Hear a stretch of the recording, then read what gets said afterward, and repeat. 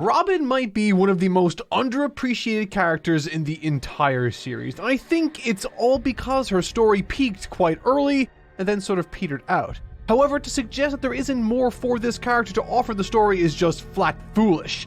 She is, in more ways than one, our key to the secrets of this world, and today I want to examine in detail one of the characters that elevated this story beyond what any other character ever offered. The vibrance she provides this world is nothing short of staggering. And to fully appreciate her worth, we first need to understand her and how Eiichiro Oda masterfully stitched her into this story in a fashion that I was incredibly impressed by during the creation of this video. This is my analysis of the most mysterious, reportedly dangerous, and truly misunderstood member of the Straw Hat crew. This is Robin.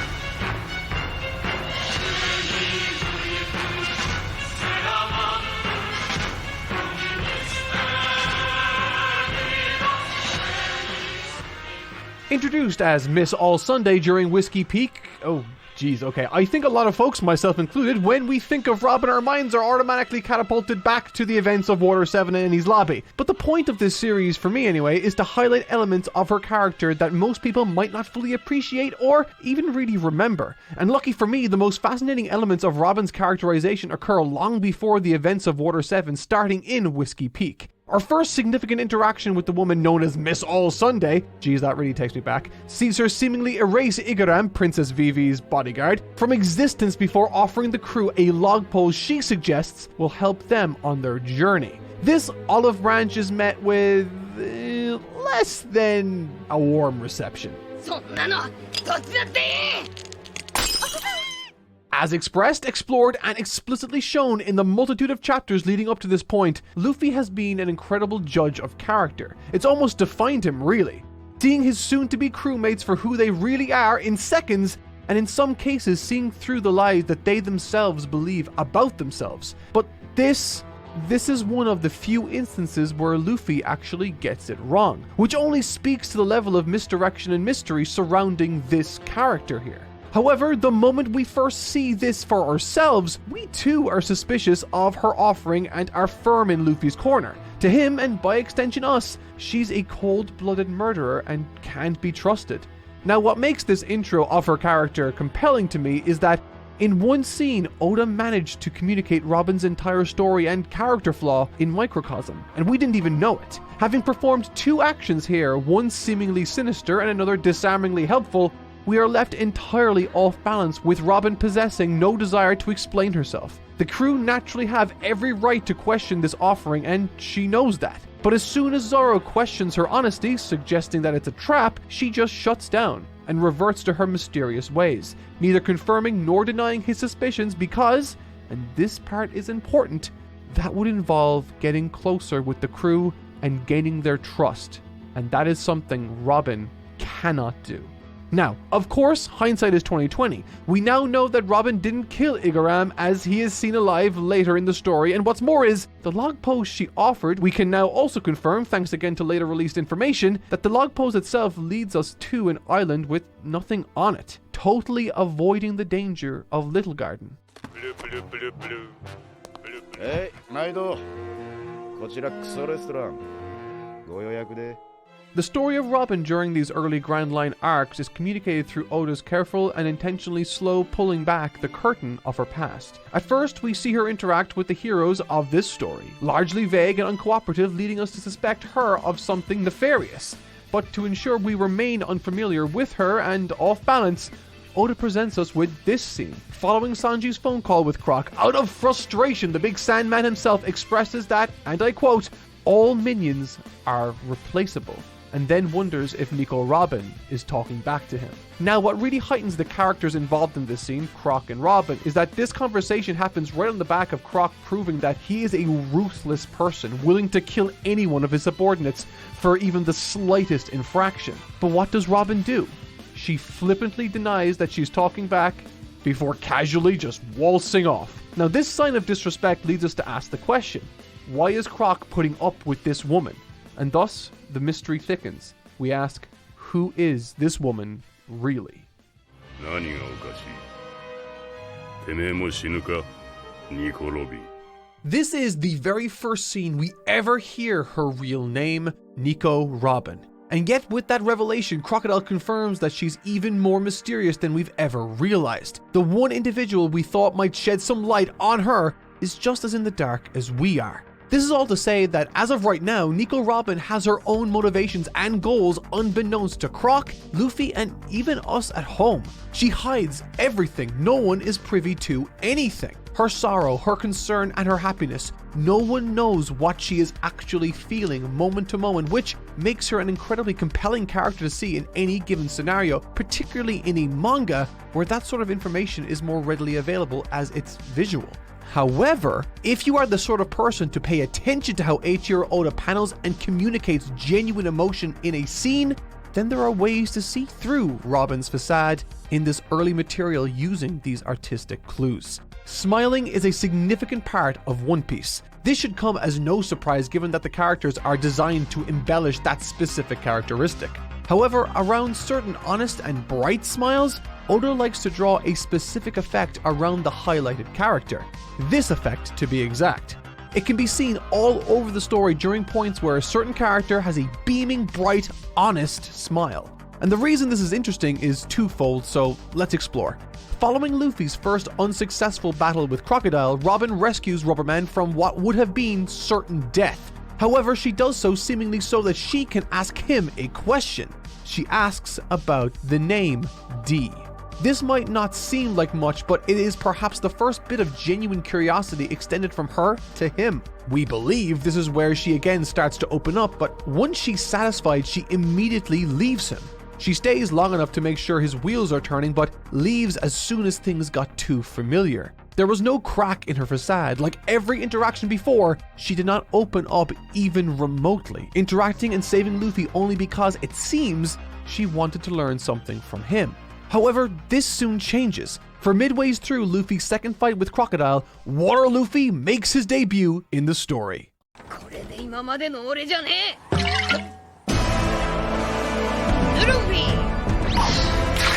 I've pointed out a number of times thus far that Robin has smiled or chuckled in the face of a number of troubling and bizarre scenarios, but never is she shown to have that same sun effect behind her when she does.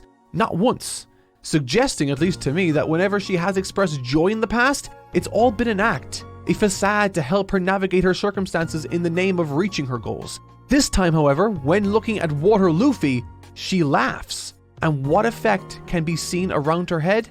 The very same we've seen around numerous others throughout this series. An effect that for the first time in the series confirms a genuine, bright, and happy moment in Robin's otherwise dark and secretive life. Interestingly, the very first time we have ever seen this effect used in One Piece was here, when Luffy first ingests the devil fruit that we now know is a zone-type fruit that grants the use of the power of the sun god Nika. And so, the moment Luffy consumes this fruit, it sets him on the path of becoming Joy Boy, bringing joy to the world. Meaning there is no more fitting moment than when Luffy appears as Water Luffy, a form incredibly cartoonish and evocative of Gear 5, and brings genuine joy to Robin's complicated character, with the effect around Robin's face echoing, like many before her, an almost radiant sun-like effect. Now, that's fascinating enough on its own, but what I find additionally interesting about this effect we can see in this panel is that it is only ever seen around good characters. And so, if we were conscious of this fact early in the story, we could have, in this moment, seen concretely that Robin was in fact a good character long before that fact was explicitly confirmed to us in the story. I just love finding stuff like this. It makes the story feel that much more well conceived. But following Luffy blowing away Crocodile with a bazooka, Robin makes her exit, sharing with Luffy mere pages following her letting a sincere chuckle slip out from behind her mask, a brief exchange of eye contact. And through that fleeting glance, the message is clear. Luffy, you're pissing off Croc, and the luck you've relied on is about to run out. With that, her defense is right back up, and she's ready to play both sides against each other once again to meet her goal. Naturally, this perplexes Luffy greatly. She saved him, yes, but in his mind, that isn't congruent with the murder he thinks she's committed early in the story. The look he shoots right back at Robin is that of confusion, yes, but one that is slowly starting to understand Robin and see through her. And the chapter this exchange takes place within is called Nico Robin. And fittingly, it is also the chapter Luffy feels like he's starting to see the real her. あなたたちがもし道を譲ってくれないのなら、譲る気なんて毛頭ありません。だったら殺しかねないわよ。 Now that she is so close to her goal, this interaction should tell us something about her. Simply because great character revelation occurs under times of great pressure. And in this scene, the person she wants to convince us that she isn't the person she truly is. Screaming and wasting her energy on people she could kill in an instant, it's crude but does demonstrate that she cares about human life. And this is where we get our first of many glimpses into the backstory of Nico Robin.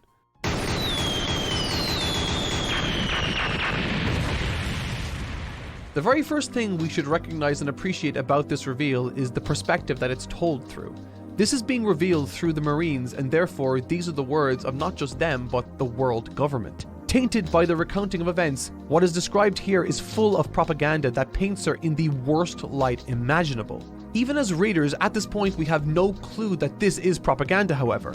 We're being fed information about someone we don't really know and have no reason not to trust this information, just like the Marines in this situation. Furthermore, her powers and ties to an underworld organization only furthers the believability of this story. The bounty on her head is enormous. She's described as exceptionally dangerous. It's brilliantly believable. But what's more is, following this standoff, Tashigi is compromised by Robin, who looks as though she's about to kill her then and there, corroborating and matching perfectly the story the government delivered to us about her. But mere pages later, all of that suspense and suspicion is undercut when Luffy discovers Tashigi alive. Now, a running theme in this story has been the role of misinformation and how manipulation of that information can define a path forward. Croc even says, quote, "Losers shouldn't boast about enforcing justice. The sea favors the strong." This suggests that the strong, in this case the world government, they get to define what they believe should be considered right and wrong by the masses, and more specifically, who qualifies as a public enemy. There's a wonderful bit of visual storytelling in the manga when Robin discovers the first poneglyph of the series. In it, we see her cracking open a dark door, shedding light on what lies within, quite literally bringing into the light a mystery that has remained hidden away for countless years. Only she can do this, and fittingly, by doing so, is bringing her own brand of light to the world. Unfortunately, what's revealed here isn't of much interest to her. Beyond some information about a weapon she refuses to tell Croc about and a brief history of this area, she realizes here and now that she has spent her entire life trying to reach this point, only to find that this poneglyph was the wrong one. She's reached the end of her path, and by doing so, has relinquished the last of the leverage she has over Croc.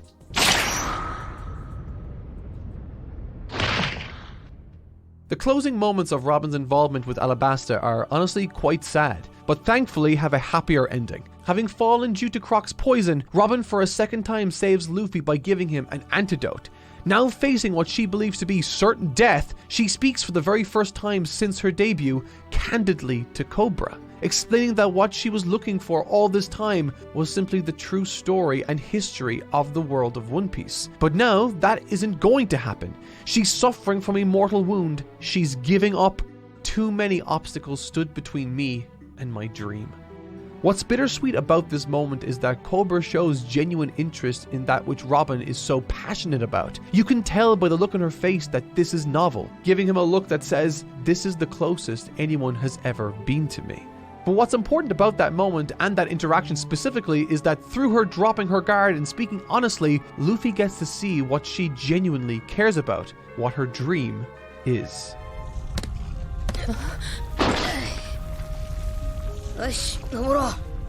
This is the most important moment in Robin's life thus far, and what does Robin do? Tellingly, she protests. She feels as though she has nothing left to live for, and from that horribly lonely point of view, she utters words that have defined her character and expresses that she doesn't want to live.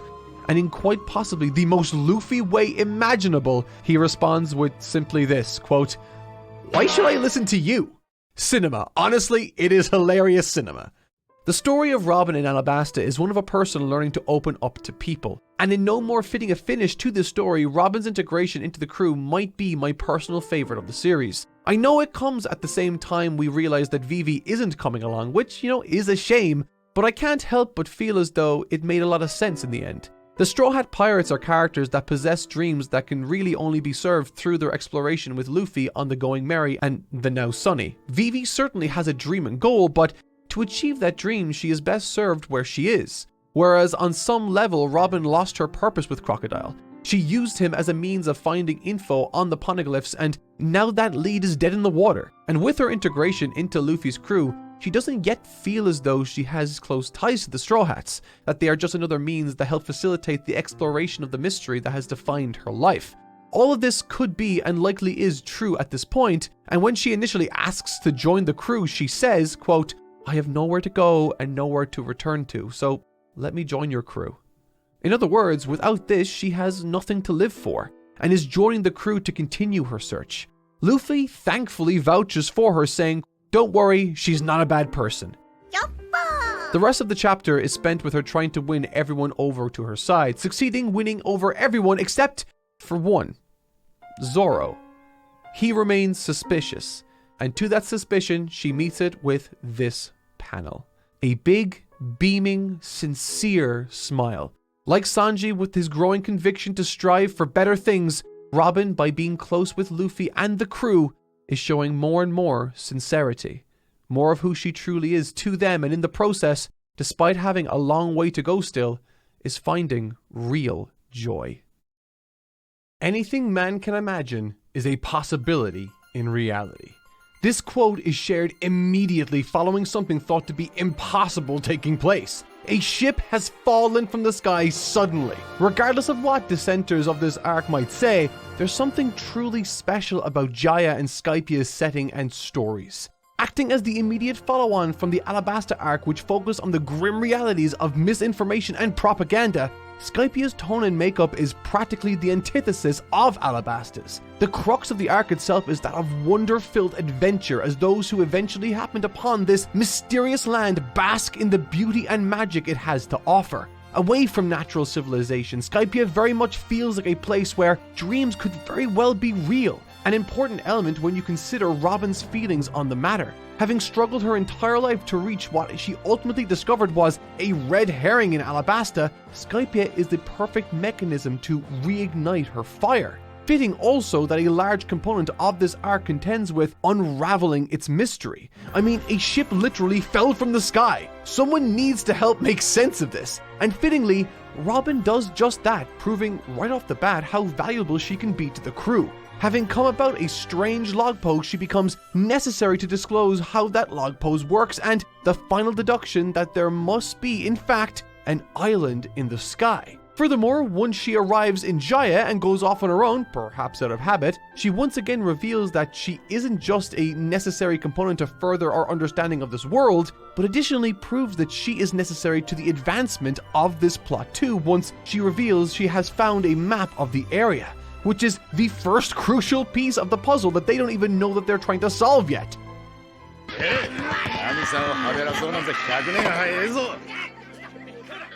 Despite having agreed to follow along with the crew, I think this scene shines a light on how Robin still feels concerning their companionship.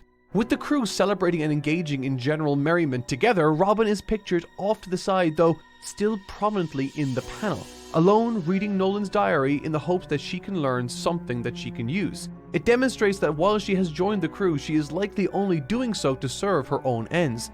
Similar to her approach with Croc, choosing to keep everyone at arm's length away from her. But eventually the crew do arrive on Skypia, and after fracturing into groups, Robin's posse, which initially included Zoro, Chopper, and Luffy, is eventually whittled down to just her. And once they are presented with the means of reaching where they ultimately need to go, Robin is the only one equipped with the requisite skill set to arrive at the desired location, while all the others just stumble off in the wrong direction. But I think my favorite aspect of the follow-on from this sequence has to be the writings she uncovers that allude to the Void Century. And true to the character and context of that which she's trying to uncover, our time spent with Robin is largely void of dialogue. Highlighting her quiet contemplation and journey, her silence is ultimately broken when she arrives in Shandora and discovers that the writing here is the very same as the writing on the Poneglyphs. A curious discovery that speaks to the importance of Skypia in general and the value Robin offers the team.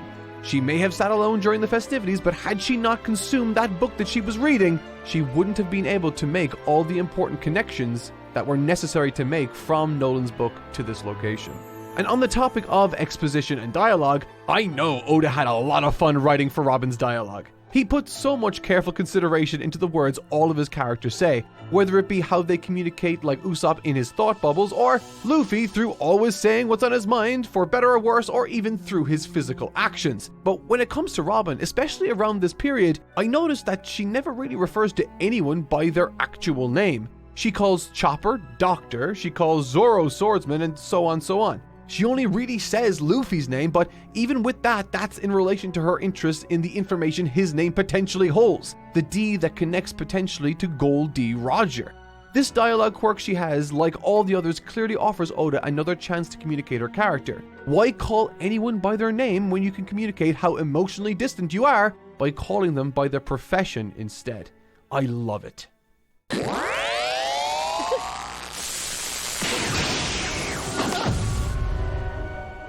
I always liked this moment because it forces Robin to push outside of her comfort zone and use what she's good at, logical reasoning, and in order to try to save her friends no less. And more than that, it demonstrates that even the man most suspicious of her, Zoro, was still willing to save her life and risk his own when she was in trouble.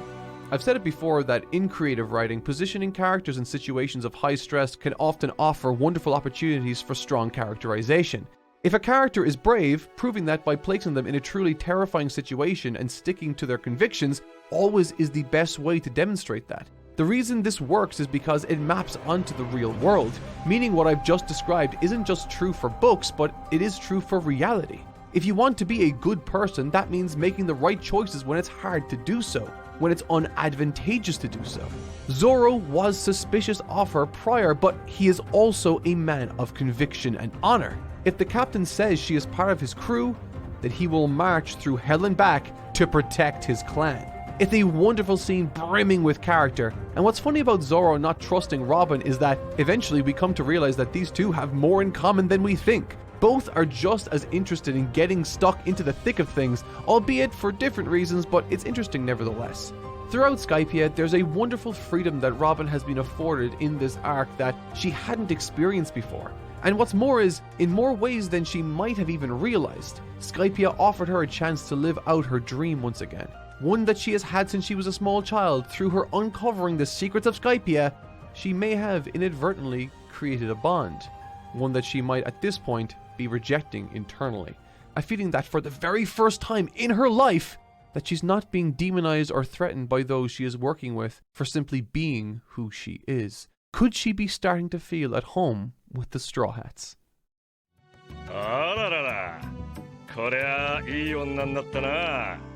Nico Robin. Once Aokiji arrives, the typically level-headed and collected Nico Robin falls to the ground in utter disbelief. And once she does, comes with it the second time we're given a peek behind the curtain of her past. However, it's this peek behind the curtain that offers us a flavor of what the world government is truly protecting here. Aokiji says, and I quote, "The amount of the bounty doesn't just reflect the strength of the criminal, there's also the danger level someone poses to the government. Not the people or the world, the government." Aokiji also reveals that how she initially escaped in the first place was thanks to him. You know, just in case we were starting to paint one side of this entire story with a black or white color, he injects an inconvenient amount of grey to the picture.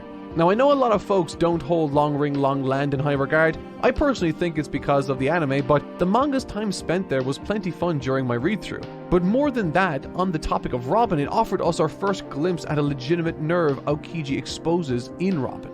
Speaking about her past to the point she's made deeply uncomfortable, she lashes out in attack of Aokiji, and now, utterly defenseless, who jumps in to protect her?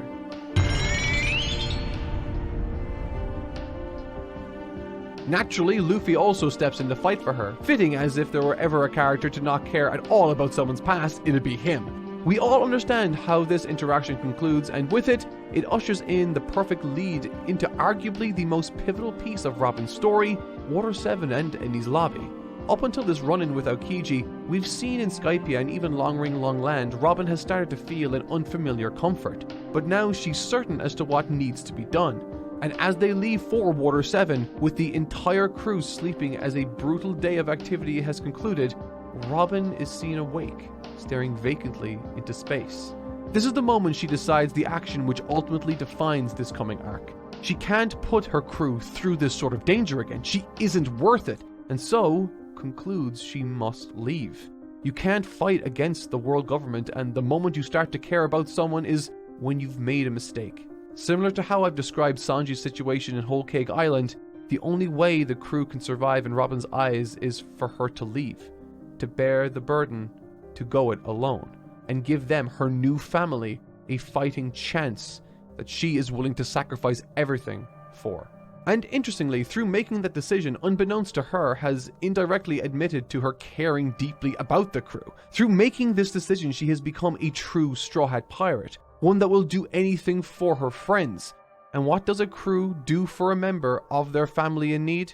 They drop everything, resentment, plans, and pride, to help. こんな私に今までよくしてくれてありがとう。さよなら。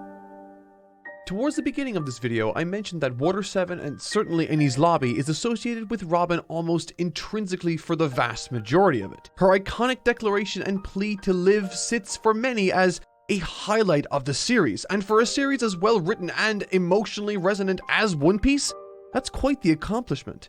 However, while it's hard to discredit her involvement or impact in this arc and the next, for me, the real meat to Robin's story came during the events of Whiskey Peak, Alabasta, and Skypia respectively. The fact Water 7 and Enies Lobby was so successful and still associated with Robin, I feel, is a testament to the tremendous writing and foundations Oda established in these aforementioned arcs, slowly peeling back the layers of complexity, lies, and mystery until what's left is nothing. Just a scared, selfless individual desperately trying to do what she can to reveal the truth. And fittingly, despite all the lies being told about her time and time again, she doesn't try to fight that propaganda first and foremost. Instead, she wants to reveal a truth about the world. This quality of her character speaks to the action she takes in this arc. Actions that prioritize the well-being of those she cares about over her own safety. Despite not being the meat of her story, truly, what Water 7 and Enies Lobby represent for Robin is her payoff. Certainly not her final payoff, but a payoff to the journey she's been on since meeting the crew all those chapters ago when we knew her as Miss All Sunday. In other words, these are the arcs that lift Robin's character out of the mist and smokescreen the world government has placed her into.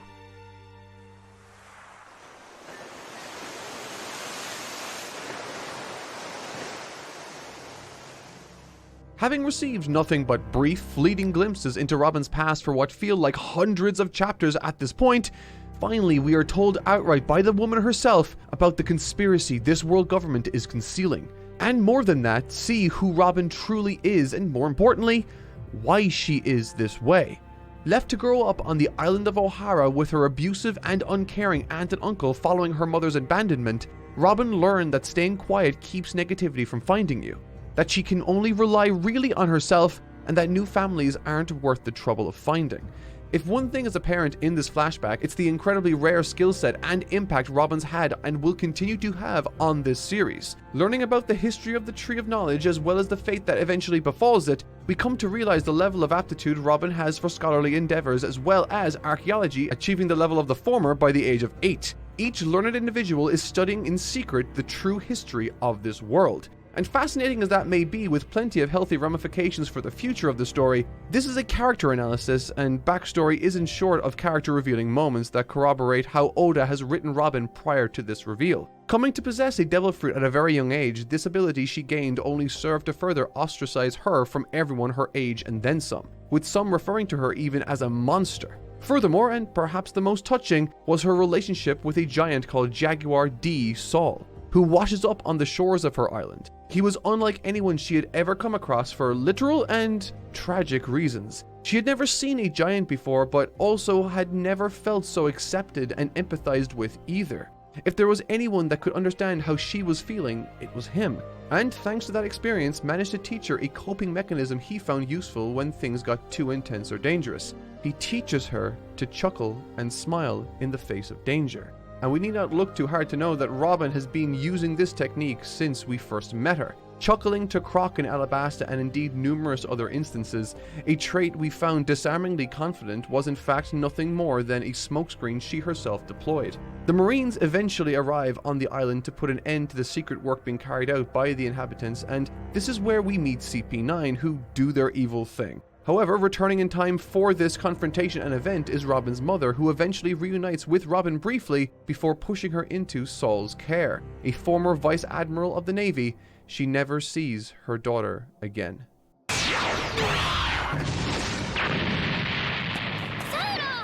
Things go from awful to even more awful as Aokiji takes out Saul, whose parting words encourage her to search for real friends, a family that can stand by her like she deserves. And looking back at this scene, despite it taking place before Robin's famous line, you can clearly tell that these words were ringing through her head when she did eventually scream to the Straw Hats that she wanted to live.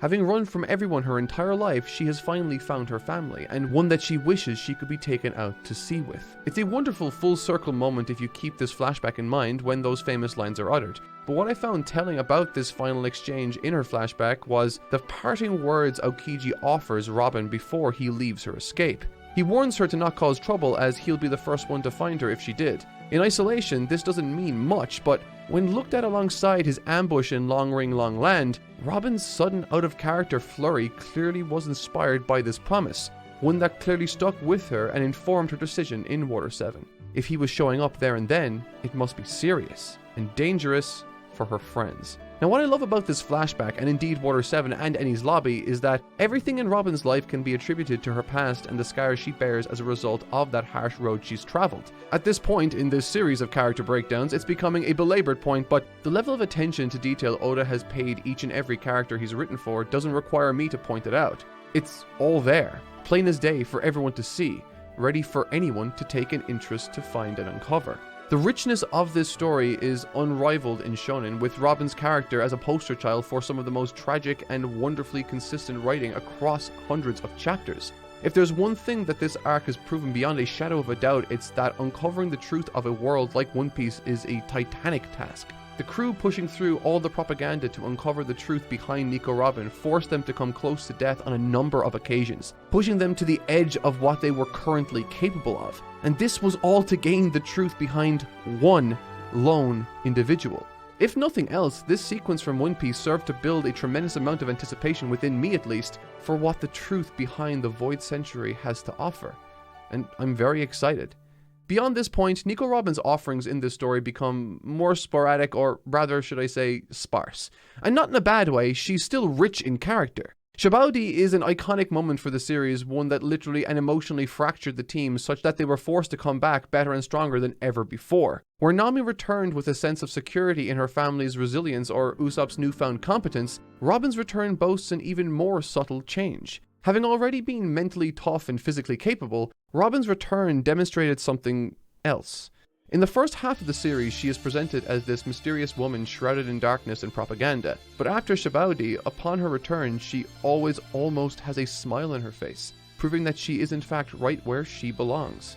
In Water 7 and Enies Lobby, the drastic choices and the actions she took were essentially to protect the crew from the negative impact she was having on them. However, in Dressrosa, we get the chance to see indirect demonstrations of the positive impact she had on certain individuals. There's a moment where the character Sugar turns Robin into a toy, and through doing so, everyone forgets about her. Now, what makes this technique interesting is the baggage that is explored through someone entirely vanishing from your life. What would that be like? In the case of Usopp, he forgets about Sogeking, a persona he invented to do the right thing. The love he had for Robin and the desire he had to save her was greater than his ego and insecurities. That's what Sogeking represents. Without her, he would be a fundamentally different human being and more likely than not, wouldn't have remained as part of the crew. And in contrast to the denial she felt towards herself and who she is, It all comes full circle in Wano, where she comes to the aid of Sanji, feeling like a valued member, one who is sorely needed in a symbolic moment that serves two characters. And through this conflict, Robin no longer fights against what she truly is or who she feels she should be. Instead, altruistically accepting herself as she is, accepting the light and the dark in a fantastically cathartic fight rich in character expression. この世に生まれて一人ぼっちなんてことは絶対にないんだね。その人たちのためだった生きて私をロビン悪魔にだってなるわ。願いの破片よ届け。お帰りなさい、ロビンさん。ただいま。 The story of Robin has been one of discovering truth through pushing past trauma. And just like with all of Oda's characters, there are elements of poetry to her narrative makeup that, through their design, reveal more about her character's complexity and at the same time enrich the world around her. Nico Robin is a character that has a passionate and natural aptitude for uncovering the history of the world. She sees a sincere value in revealing the truth about it because, as she puts it, those who fail to remember the past are doomed to repeat it. However, the poetry of Oda's writing for her is that, despite having that modus operandi or proclivity for revealing the truth, she herself is a closed book, unable to either contend with or convince herself to trust the kindness of others for reasons that are rooted in the past, whether it be through abuse or tragedy. And once those scars are ultimately uncovered by those like Luffy and his crew, she eventually reveals all there is to know about her, and through doing so, blows the whole story wide open for us at home in ways that are still discussed and argued about today. The world government is one of the most compelling villains and antagonists in the story of One Piece, and through revealing the impact and motives behind their attack on her life, the world of One Piece has become that much more exciting and compelling. She revealed the truth about herself and through doing so, shone a light on the entire world she inhabits. She's a beautifully designed character, and honestly, with the way this series is marching towards what is being described as the last few years of publication, I can't help but reflect upon how much less this story would be had it not been for that little forgotten girl on that island. 一緒に帰る